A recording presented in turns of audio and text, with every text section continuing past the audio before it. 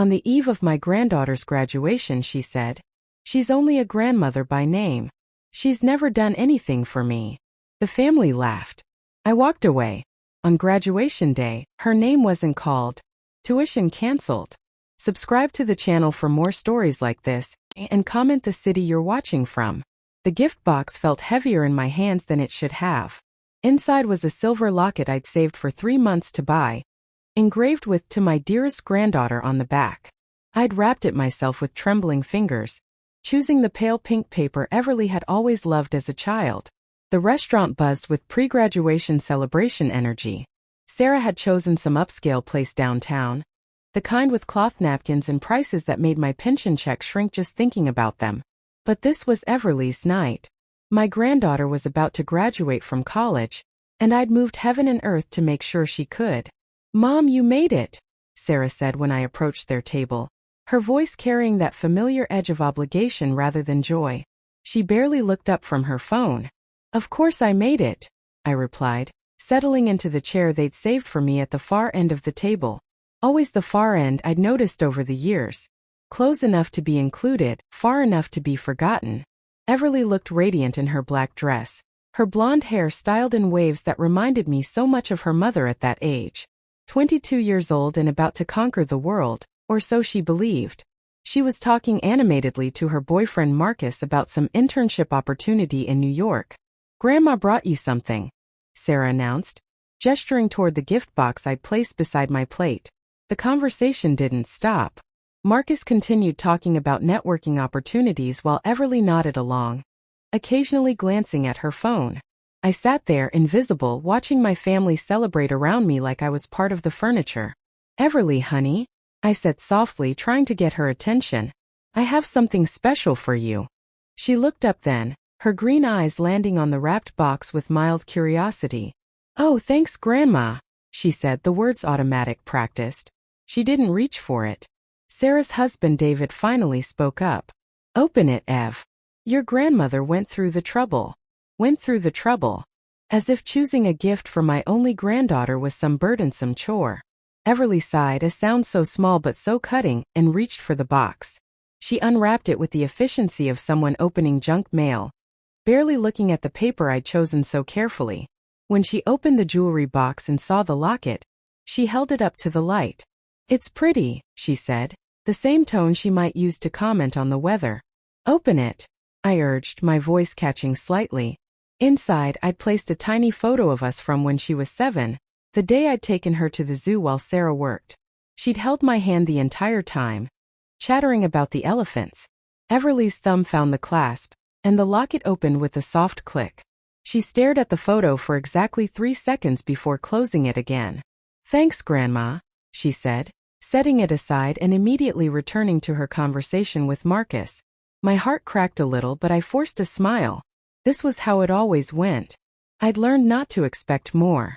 The dinner arrived, and I picked at my salmon while listening to David brag about his latest business deal, and Sarah complain about her yoga instructor. Everly and Marcus discussed their post-graduation plans like I wasn't there. Then Sarah raised her wine glass. "A toast," she announced, "to my brilliant daughter, who accomplished all of this on her own merit and hard work." Everyone raised their glasses. I lifted mine too, though the words stung. On her own merit. As if the $60,000 I'd quietly paid to the university bursar's office over 4 years had materialized from thin air. That's when Everly decided to speak. She stood up slightly, her cheeks flushed from wine and attention, and looked around the table with that confident smile that reminded me so much of Sarah. "You know what?" she said, her voice carrying across our little corner of the restaurant. "I just want to say how grateful I am for everyone who really supported me through college." She gestured towards Sarah and David. "Mom and Dad, you guys have been incredible. Always believing in me. Always there when I needed advice or help." Sarah beamed, raising her glass higher. "And Marcus," Everly continued, squeezing her boyfriend's hand, "you've been my rock through all the late-night study sessions and stress breakdowns." I waited. Surely she would mention me next. Surely she would acknowledge something, anything, about the sacrifices I'd made. Instead, Everly's eyes swept past me like I was invisible and landed on her parents' friends, the Johnsons, who had joined us for dinner. Even you guys, she laughed. Always asking about school and cheering me on. The silence that followed felt deafening. Everyone was looking at me now, some with pity, others with embarrassment. I could feel the heat creeping up my neck. That's when Everly said it. The words that would replay in my mind for weeks afterward. I mean, let's be honest, she said with a casual laugh that cut deeper than any scream could have. Grandma Margaret is sweet and all, but she's really just Grandma in name only. She never actually did anything for me. The laughter that followed wasn't cruel exactly. It was worse than that. It was the kind of polite, uncomfortable laughter people make when someone says something awkward but true. Sarah let out a little giggle. David nodded knowingly. Even Marcus, who barely knew me, smiled like he was in on some family joke. I sat there, the silver locket catching the restaurant's dim lighting, and felt something inside me break apart like ice cracking on a frozen lake. Never did anything, I repeated quietly, but no one heard me over their continued conversation. I thought about the second mortgage I'd taken on my house 4 years ago. The one Sarah didn't know about. The one that had added $250 to my monthly expenses. Money I didn't have, just so Everly could attend her dream school instead of community college. I thought about the weekend shifts I'd picked up at the department store, despite my arthritis making it painful to stand for 8 hours. 66 years old, folding clothes and dealing with difficult customers, also I could make those tuition payments on time. I thought about the Christmas presents I hadn't bought myself, the dinners out I'd skipped, the small pleasures I denied myself so that my granddaughter could have sorority fees and textbooks and a meal plan. Never did anything. The conversation moved on around me. Sarah was talking about the graduation ceremony tomorrow, about the photos they'd take, about the celebration dinner they'd planned afterward. No one asked if I was coming. They never asked anymore. I folded my napkin carefully and placed it beside my half-eaten salmon. My purse felt impossibly heavy as I lifted it from the floor. I should go, I said, standing on unsteady legs. Already? Sarah asked, but her tone suggested relief rather than disappointment. Yes, I replied, looking one last time at Everly, who was already back to discussing internship possibilities with Marcus. I have some things to take care of. I walked toward the exit, each step feeling like I was walking through water. Behind me, I could hear their voices resuming, lighter now, as if my departure had lifted some invisible weight from their evening. In the parking lot, I sat in my car for a long time, hands gripping the steering wheel, trying to process what had just happened. 44 years I'd been a grandmother. 22 years I'd loved that girl with everything I had. And in her eyes I was nothing more than a name on a birthday card. My phone buzzed. A text from my bank, reminding me that my automatic payment to Everly's university was scheduled to process Monday morning. For $1,000 for her final semester expenses. I stared at that message until the screen went dark, and for the first time in 4 years, I didn't feel the familiar anxiety about making ends meet after the payment went through. Instead, I felt something else entirely. Something cold and clear and surprisingly liberating. Tomorrow was graduation day. Tomorrow, Everly would walk across that stage in her cap and gown, expecting to receive her diploma, expecting everything to continue exactly as it always had. Tomorrow, she would learn what never did anything really meant. I didn't sleep that night. Instead, I sat at my kitchen table with a shoebox I hadn't opened in months, filled with receipts and bank statements I'd kept out of habit more than necessity. Now, in the dim light of my small apartment, those pieces of paper told a story Everly had never heard. The first receipt was dated 4 years ago, August 15th. Everly's freshman year orientation fee, $250. I remembered that day clearly because it was the same day my doctor told me I needed surgery on my knee, surgery that would cost $3,000 after insurance. I'd chosen to delay the surgery and pay Everly's fee instead. My knee still ached on rainy days. Behind that receipt was another. Her dorm room deposit, $500. Then the meal plan upgrade she'd requested because the basic plan didn't have enough options. Another $300. Her sorority rush fees. Her textbooks for that first semester. Each piece of paper represented a choice I'd made. A sacrifice she'd never known about. I pulled out my reading glasses and started adding numbers, something I'd never done before because the total had seemed too frightening to face. But now, sitting in the aftermath of her words, I needed to know exactly what never did anything had cost me. Tuition payments. $15,000 per year for 4 years. $60,000. Room and board $12,000 per year. Another $48,000. Books, fees, sorority dues, spring break trips she'd casually mention needing money for. The car insurance I'd quietly added her to when she turned 18. The credit card I'd given her for emergencies. That somehow always had a balance of $500 to $800 every month. The numbers swam before my eyes.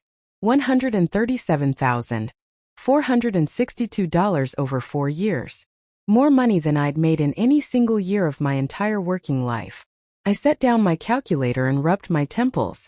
How had I let it get this far? How had I emptied my retirement savings, taken a second mortgage, and worked retail at 66 years old, all while my granddaughter told people I'd never done anything for her?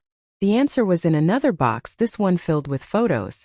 Pictures of Everly as a baby, when Sarah was still struggling to finish her own degree. I'd watched Everly 3 days a week so Sarah could attend classes and work part-time.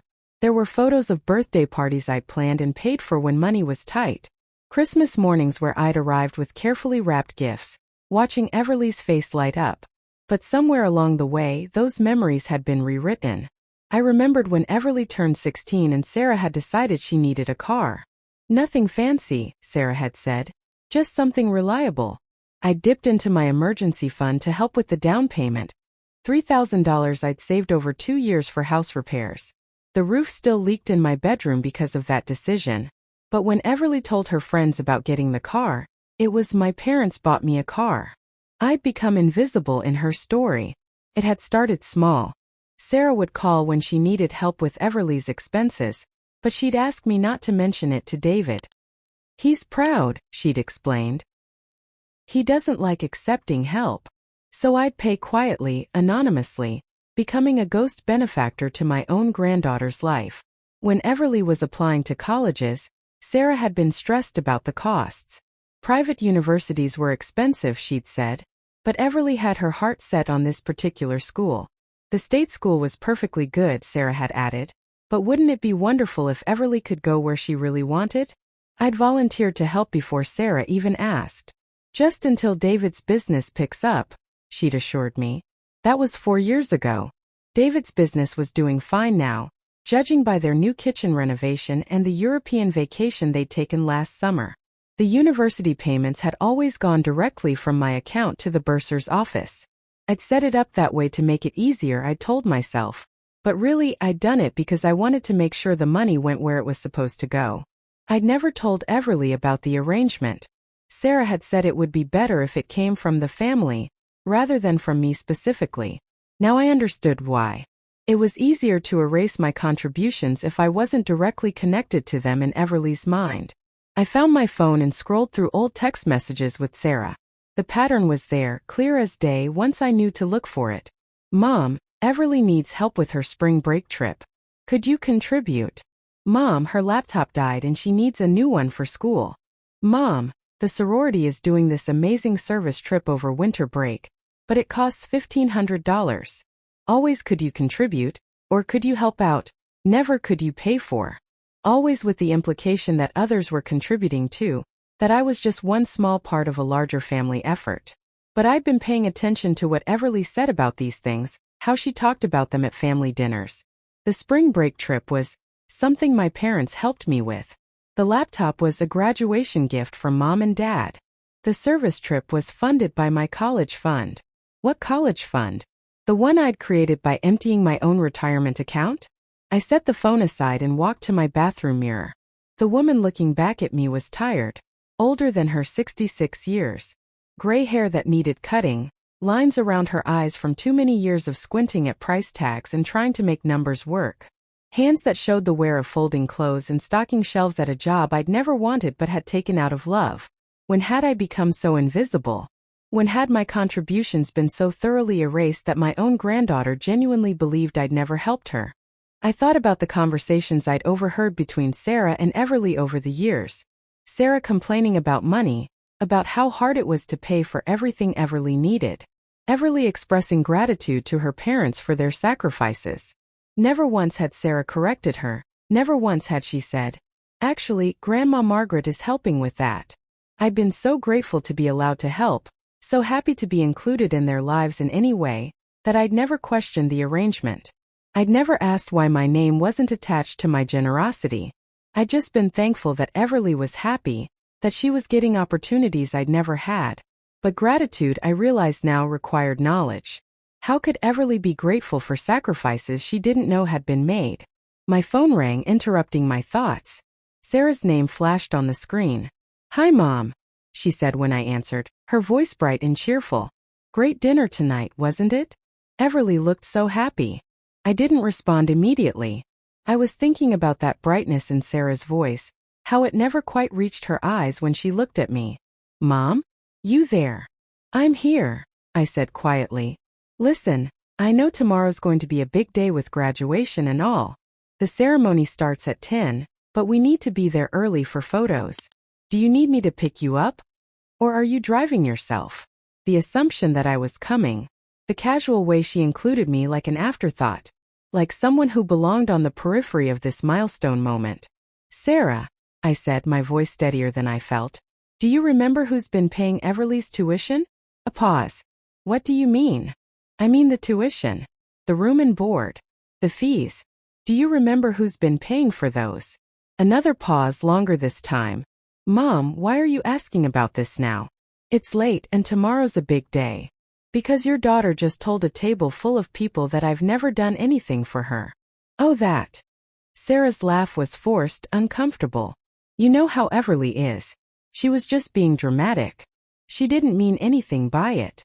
Didn't mean anything by it. 4 years of sacrifice dismissed as teenage drama. The payments, Sarah. The ones that come out of my account every month. The ones that have been keeping her in school. Mom, I appreciate everything you've done, you know that. But maybe we shouldn't make this about money. It's not about who paid for what. It's about family supporting each other. Supporting each other." I almost laughed. When was the last time anyone in my family had supported me? When was the last time anyone had asked how I was managing, whether I was okay, whether working retail at my age was taking a toll on my body? "You're right," I said finally. "It is about family supporting each other." "Exactly. So let's just focus on celebrating Everly tomorrow, okay? This is her big day." After I hung up, I sat in the quiet of my apartment and made a decision that felt both terrifying and liberating.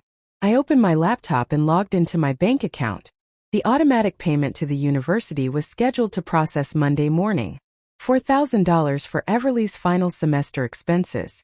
My cursor hovered over the cancel payment button for a long moment. Once I clicked it, there would be no going back.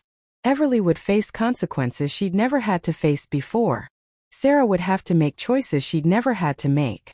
But maybe I thought it was time for all of us to face some consequences. I clicked the button. A confirmation message appeared. Payment canceled. Then I opened my phone and sent a text to the bank, requesting that all future automatic payments to the university be permanently stopped. Everly wanted to graduate thinking she'd done it all on her own merit and hard work. Tomorrow she'd have the chance to prove it. Saturday morning arrived gray and drizzling, matching the heaviness in my chest. I'd managed maybe 2 hours of sleep, tossing and turning as the weight of my decision settled over me like a blanket I couldn't shake off. Every time I closed my eyes, I heard Everly's voice. She never actually did anything for me. My coffee tasted bitter as I sat at the kitchen table, staring at my laptop screen. The bank confirmation email glowed back at me. Automatic payment cancellation confirmed. Such simple words for such a monumental change. I thought about calling Sarah, explaining what I'd done, giving them a chance to figure something out before Monday. But every time I reached for my phone, I remembered the laughter at that dinner table. The casual dismissal of 4 years of sacrifice. The way they'd all nodded along, like my invisibility was an established family fact. Instead, I opened my browser and navigated to the university's financial aid website. I'd never looked at it before. There had never been a reason to. But now I needed to understand what Everly would face when that payment didn't go through. The language was clinical, bureaucratic. Students with outstanding balances would be placed on financial hold. They couldn't register for classes, couldn't receive transcripts, and most importantly, Couldn't participate in graduation ceremonies until all accounts were current. My finger traced the words on the screen. Couldn't participate in graduation ceremonies. Tomorrow's ceremony. The one Sarah had asked me to attend, assuming I'd want to watch my granddaughter walk across that stage. A knock at my door interrupted my thoughts. For a wild moment I wondered if somehow they already knew. If Sarah had discovered what I'd done and come to confront me. But when I opened the door, it was Mrs. Chun from next door, holding a small potted plant. "Margaret, dear," she said with her warm smile. "I saw these marigolds at the garden center and thought of you. You mentioned loving the color." I accepted the plant with shaking hands, touched by the simple kindness. Mrs. Chun was 81, living on Social Security, yet she'd thought to bring me flowers. "Thank you," I managed, my voice thick with emotion I couldn't explain. "Are you all right, dear? You look tired." I almost laughed. When was the last time someone had asked if I was all right? Really asked, not just as a polite greeting but with genuine concern? "Just a difficult night," I said. "My granddaughter's graduating today." "How wonderful. You must be so proud." Proud. I should be proud. I should be getting ready to watch Everly walk across that stage, diploma in hand, ready to start her life. Instead, I was sitting in my apartment, having pulled the financial rug out from under her feet. "Yes," I said softly. "Very proud." After Mrs. Chun left, I found myself looking through more old photos. There was one from Everly's high school graduation 5 years ago. She was beaming in her cap and gown, and I was standing beside her, my arm around her shoulders. She'd hugged me that day, thanked me for coming. When had that warmth disappeared? When had I become just a name on the family tree? I remembered that graduation clearly because it was the day Everly had told me about her college acceptance. She'd been so excited talking about her dreams, her plans. The tuition was more than Sarah and David could manage, she'd confided, but she was sure they'd figure something out. That was the day I'd first offered to help. Just until they get back on their feet, I told myself. 5 years later I was still helping, and they were more financially stable than ever. My phone buzzed with a text from Sarah. "Mom, we're leaving for the university soon. Meet us at the main entrance at 9:30 for photos." I stared at the message for a long time. She had no idea what was coming. None of them did. By Monday morning their world would be turned upside down, and they'd finally understand exactly what "never did anything" meant. But doubt crept in as I imagined tomorrow's scene. Everly in her cap and gown, confused and humiliated when her name wasn't called. Sarah panicking, trying to figure out what had gone wrong. The entire family having to face the reality that their success story was built on my silent sacrifice. I walked to my bedroom and opened my closet, looking at the dress I'd planned to wear to graduation. Navy blue with small white flowers, conservative but pretty. I'd bought it specifically for this day, spending money I didn't really have because I wanted to look nice in the photos, wanted to be someone Everly could be proud to call her grandmother. The irony wasn't lost on me. I'd been so focused on being worthy of their love that I'd never demanded they be worthy of mine. My laptop chimed with an email notification. The university bursar's office, sending their weekly reminder about upcoming payments. "Dear Ms. Holloway," it read. "This is a reminder that your automatic payment for student account number, Everly's account number, is scheduled to process on Monday, March 20th. March 20th. 2 days away. 48 hours before they discovered that their financial foundation had crumbled. I found myself Googling Everly's name, something I'd never done before. Her social media profiles popped up, filled with photos from college. Spring break trips to Cancun and Miami. Designer handbags and expensive dinners. Photos from sorority events and ski weekends. Each image was carefully curated, showing a life of privilege and ease. The captions told stories of making memories with my best friends and living my best life. There were photos with Sarah and David, tagged as the best parents ever, and so grateful for their support. I scrolled back through 4 years of posts, hundreds of photos, dozens of heartfelt captions about gratitude and family and feeling blessed. Not once, not in a single post, was there any mention of me. I wasn't in any of the photos, wasn't tagged in any posts, wasn't acknowledged in any way. It was as if I existed in some parallel universe, funding this beautiful life while remaining completely invisible within it. One post particularly caught my attention. From last Christmas, a photo of Everly opening presents under Sarah's elaborate tree. The caption read, "So blessed to have parents who work so hard to give me everything I need. Their sacrifices don't go unnoticed. Love you both so much." I remembered that Christmas. I'd given Sarah $800 to help with Everly's gifts. Money I'd earned working extra shifts during the holiday season when my arthritis was at its worst. But in Everly's mind, those gifts had come from her parents' hard work and sacrifice. My phone rang, startling me out of my digital archaeology. It was my sister Linda, calling from Phoenix. "Margaret, how are you, honey? Isn't today Everly's graduation?" Linda was the only person who knew about my financial arrangement with Sarah's family. She'd been concerned about it from the beginning, worried I was overextending myself. "Yes," I said, my voice sounding strange even to my own ears. "It's today. You must be so excited. All that help you've given her over the years, you should feel so proud watching her walk across that stage." I started crying then, unexpected tears that came from somewhere deep and broken inside me. "Margaret? What's wrong?" She said I never did anything for her, Linda. Last night at dinner in front of everyone she said I was just grandma in name only. That I never actually did anything for her. The silence on the other end of the line stretched so long I thought the call had dropped. "She said what?" Linda's voice was sharp with disbelief. They all laughed. Sarah, David, even her boyfriend. Like it was some kind of family joke. How useless Grandma Margaret is. "But Margaret, you've been paying her tuition for 4 years. You took out a second mortgage on your house." "She doesn't know that. Sarah never told her.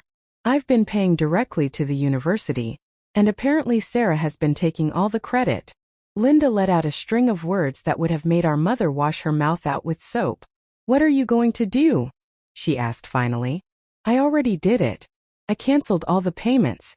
Everly won't be able to graduate until someone pays her account balance." Another long silence. "Good," Linda said firmly. "It's about time they learned to appreciate what they had. But what if I'm wrong? What if this ruins her life? What if she never forgives me?" "Margaret, listen to me. You have been setting yourself on fire to keep that family warm for years. You've sacrificed your health, your financial security, your happiness, all so they could live comfortably. And they've repaid you by erasing you from their story completely." I wiped my eyes with the back of my hand. "But she's my granddaughter. And you're her grandmother. A grandmother who deserves to be acknowledged, respected, and appreciated. Not used as an anonymous bank account." After I hung up with Linda, I made myself lunch and tried to imagine what Monday would bring. The phone calls would start early, probably from the university first, then from Sarah when she couldn't figure out what had happened to the payment. Then the panic, the scrambling, the desperate attempts to come up with $4,000 by the end of the business day. Part of me wanted to spare them that panic. Part of me wanted to call right now and fix everything, to go back to being the invisible benefactor who made their lives easier. But a larger part of me, a part that had been growing stronger since last night, wanted them to understand what my absence actually meant. Wanted them to face the reality of what their lives looked like without my quiet sacrifice. I spent the afternoon cleaning my apartment, something I did when I needed to think. As I dusted and vacuumed, I found myself imagining different scenarios for Monday. Maybe Sarah would finally tell Everly the truth about who had been paying for her education. Maybe Everly would realize how wrong she'd been and come to apologize. Or maybe they'd find another way to paint me as the villain in their story. Maybe I'd become the cruel grandmother who ruined Everly's graduation out of spite. But as I folded the navy blue dress and put it back in my closet, I realized something important. I didn't care anymore what story they told about me. I was tired of living my life according to their version of events. For the first time in years, I was going to find out who Margaret Holloway really was when she wasn't trying to buy her family's love. The graduation ceremony would go on without me tomorrow. And for the first time in 4 years, so would I. Sunday morning arrived with brilliant sunshine. The kind of perfect spring day that makes everything look possible. I woke up at my usual time, 6:30, and for a moment forgot what day it was. Then reality crashed over me like cold water. Today was Everly's graduation day. The day she would discover that her academic success wasn't quite as independent as she believed. I made coffee and sat by my window, watching families load into cars with cameras and flowers, all headed to various graduation ceremonies across the city. There was an energy in the air, a sense of celebration and new beginnings. I should have been part of that energy, should have been getting ready to watch my granddaughter walk across the stage. Instead, I felt like I was watching life happen from behind glass. My phone started buzzing at 8:15. Sarah's name flashed on the screen. I let it go to voicemail, then listened to the message with my heart pounding. "Mom, where are you? We're at the university and I don't see you anywhere. The ceremony starts in less than 2 hours. Call me back." The second call came 10 minutes later. This time I answered. "Mom, thank God. Where are you? We've been looking everywhere." "I'm at home, Sarah." "At home? But the ceremony. Didn't you get my text about meeting us at 9:30?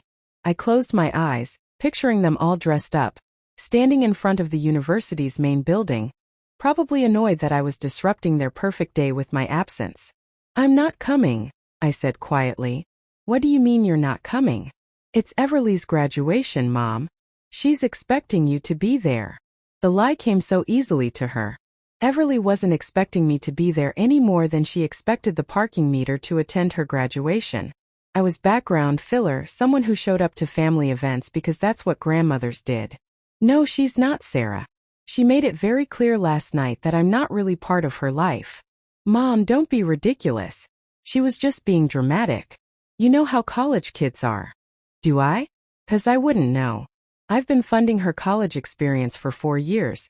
But apparently I don't actually know anything about college kids." There was a pause on the other end of the line. In the background I could hear David's voice asking what was wrong, and Sarah shushing him. "Look, Mom, we can talk about this later. Right now we need you here." Everly specifically asked where you were. Another lie, but this one was desperate. I could hear the panic creeping into Sarah's voice, though she didn't understand why yet. "Tell Everly I hope she enjoys her graduation," I said. "I'm sure it will be everything she earned." I hung up before Sarah could respond. For the next 3 hours I kept myself busy. I reorganized my kitchen cabinets, something I'd been meaning to do for months. I watered my plants, including the marigolds Mrs. Chun had brought me. I even started a load of laundry, as if keeping my hands busy could quiet the storm in my chest. But my phone kept buzzing with text messages from Sarah. "Mom, please just come. Whatever this is about, we can work it out later. The ceremony is starting soon. Everly keeps asking where you are. I don't understand why you're doing this." I almost responded to that last one. I wanted to tell her exactly why I was doing this, wanted to detail every sacrifice, every unpaid bill, every aching joint from working retail jobs I was too old for. But I knew Sarah wouldn't understand. In her mind, I was just being difficult, throwing some kind of grandmother tantrum. At 11:30 my phone rang. Unknown number with the local area code. I almost didn't answer, but something made me pick up. "Hello, is this Margaret Holloway?" "Yes, this is Margaret." "Ms. Holloway, this is Janet Morrison from the University Registrar's office. I'm calling about student account number 749211. Everly Hoffman." My heart stopped. It was happening. The moment I'd set in motion was finally arriving. "I'm calling because there seems to be some confusion about today's graduation ceremony. Ms. Hoffman's name was on the graduation roster, but her account shows an outstanding balance that prevents her from participating in the ceremony." "I see," I managed, my voice steadier than I felt. "Our records show that you've been making automatic payments on this account, but the payment scheduled for tomorrow was canceled. Without that payment, Ms. Hoffman cannot receive her diploma or participate in today's ceremony." In the background I could hear other voices, people trying to solve problems, families dealing with last-minute crises. Ms. Hoffman and her family are here now, quite upset about the situation. They're asking if there's been some kind of mistake with the payment system. "There's no mistake," I said quietly. "I canceled the payment." Silence on the other end of the line. "Oh, I see. Well, in that case, the account balance of $4,267 would need to be paid in full before Ms. Hoffman could participate in any graduation activities." "I understand. Would you like me to process a payment over the phone? I have your card information on file." The question hung in the air like a lifeline. One word from me, one authorization, and Everly could walk across that stage. The family photo could be taken. The celebration dinner could proceed as planned. Everything could go back to the way it was. No, I said, surprising myself with how calm I sounded. I won't be making any payments today. All right then. I'll need to inform the family that Ms. Hoffman won't be participating in today's ceremony. They'll need to make payment arrangements with our office if they want her to receive her diploma. After I hung up, I sat in the silence of my apartment and waited. It wouldn't be long now. My phone started ringing at 12:15. Sarah's name over and over again. I let every call go to voicemail, then listened to them in order. The first one was confusion. Mom, something's wrong with Everly's graduation. They're saying there's a problem with payment. Can you call me back? The second was panic. Mom, where are you? They won't let Everly graduate. They're saying her account balance is overdue. I don't understand what's happening. The third was realization. Mom, did you? The registrar said you canceled a payment. Please call me back. Everly is devastated. The fourth was anger. Mom, I can't believe you would do this. Today of all days. Whatever you're trying to prove, this isn't the way to do it. The fifth was desperation. Mom, please. David and I don't have $4,000 right now. You know we don't. Please fix this. Everly is crying in the parking lot while her friends are graduating. I deleted all the voicemails without listening to the rest. At 2 o'clock, there was a knock at my door. I looked through the peephole and saw Sarah standing there, still in her graduation outfit, her face blotchy and red from crying. Behind her stood David, looking uncomfortable and angry. I opened the door but didn't invite them in. Mom, how could you do this? Sarah's voice was raw, broken. How could you ruin Everly's graduation? I didn't ruin anything, I said calmly. I simply stopped paying for something that apparently I had nothing to do with. What does that mean? It means I want to know you, Grandma. Not the version of you that Mom presented, but the real you. I want to know what you like to do, what makes you happy, what your dreams are. I smiled through my tears. I'd like that too. We talked for 3 more hours that night. She asked about my volunteer work, my watercolor classes, my friendship with Mrs. Chan. She told me about her jobs, her tiny apartment, her plans for the future that were now based on what she could actually afford rather than what she assumed would be provided. When she got up to leave, she hugged me, and it felt different than any hug we'd shared before. It felt real. Can I come back next week? She asked. Maybe I could cook dinner for you. Fair warning. I'm still learning, so it might be terrible. I'd love that, I said. After she left, I sat holding the little figurine and marveling at how much had changed. 6 months ago, I'd been invisible in my granddaughter's life, a silent benefactor whose contributions were erased. Tonight, I felt seen and valued in a way I'd never experienced with her before. The relationship we were building now wasn't based on obligation or financial dependence. It was based on mutual respect and genuine affection. Everly was choosing to spend time with me, not because she needed something, but because she wanted to know me. A week later, she kept her promise about dinner. The spaghetti was slightly overcooked and the salad dressing was too salty, but it was the best meal I'd had in years because it came with conversation, laughter, and the presence of someone who was genuinely happy to be there. How are things with your parents? I asked as we cleaned up. Complicated, she admitted. Mom is furious that I'm here. She says I'm betraying the family by having a relationship with you. And how do you feel about that? I feel like she's the one who betrayed our family by keeping us apart for so long. But I'm not angry anymore. I'm just sad that she can't see what she's missing. Maybe someday she will. Maybe. But that's her choice to make. I can't control what she does, but I can control what I do. 6 months later, Everly had become a regular part of my life. We had dinner together once a week, sometimes at my place, sometimes at her tiny apartment. She called me twice a week just to chat. She remembered my birthday and brought me flowers on Mother's Day. More importantly, she brought me stories from her life. About difficult customers at the restaurant where she waited tables, about the graduate program she was saving money to attend, about the young man she'd started dating who worked at the literacy center where I volunteered. She'd also started paying me back, despite my protests. Not the full amount I'd spent on her education, but $25 a month every month, along with a note explaining what the payment represented. This month's payment is for the textbooks I never thanked you for. This payment is for the spring break trip where I learned to appreciate art history. This payment is for teaching me that love means sacrifice, even when that sacrifice goes unrecognized. The notes meant more to me than the money. They showed that she really understood what my support had meant. Sarah never reached out to me, and according to Everly, she'd forbidden the rest of the family from mentioning my name in her presence. It saddened me, but it didn't devastate me the way it once might have. I'd learned that I couldn't control other people's choices, only my own. I'd chosen to stand up for myself, to demand respect and recognition. That choice had cost me a relationship with my daughter, but it had given me something precious. A genuine relationship with my granddaughter and most importantly my own self-respect. One evening as Everly and I worked on a jigsaw puzzle together, she looked up at me with a serious expression. "Grandma, can I ask you something?" "Of course." "Do you regret it?"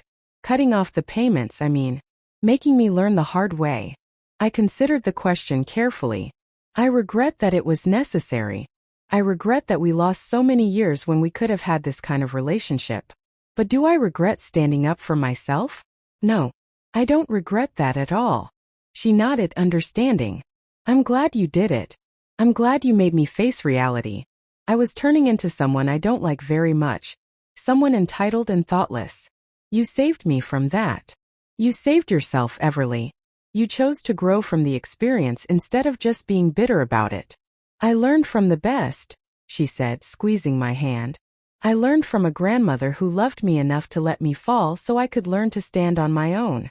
As I looked at my granddaughter, this strong, thoughtful young woman who had emerged from the crisis I'd precipitated, I realized something profound. By cutting off my financial support, I hadn't lost my family. I'd found it. The real version, based on love and respect rather than dependence and obligation. For the first time in decades, I felt truly free. Free from being taken for granted, free from silent sacrifice, free from invisibility. And in that freedom, I discovered something I'd almost forgotten. My own worth. The little ceramic figurine sat on my mantel, a reminder of the relationship we'd built from the ashes of the old one. It wasn't the relationship I'd originally wanted with Everly, but it was infinitely better. It was real, it was mutual, and it was based on who we actually were rather than who we thought we should be. Some bonds, I'd learned, need to be broken before they can be rebuilt properly. Some love needs to be withdrawn before it can be truly appreciated. And sometimes the greatest gift you can give someone is the chance to prove they're capable of more than they ever imagined. Everly had proven that, and in watching her grow, I'd proven something to myself as well, that I was worth more than silent sacrifice, that my love deserved acknowledgement, and that it's never too late to demand the respect you've always deserved. At 66 years old, I'd finally learned to value myself as much as I valued others. And that, I realized, was the greatest graduation gift of all.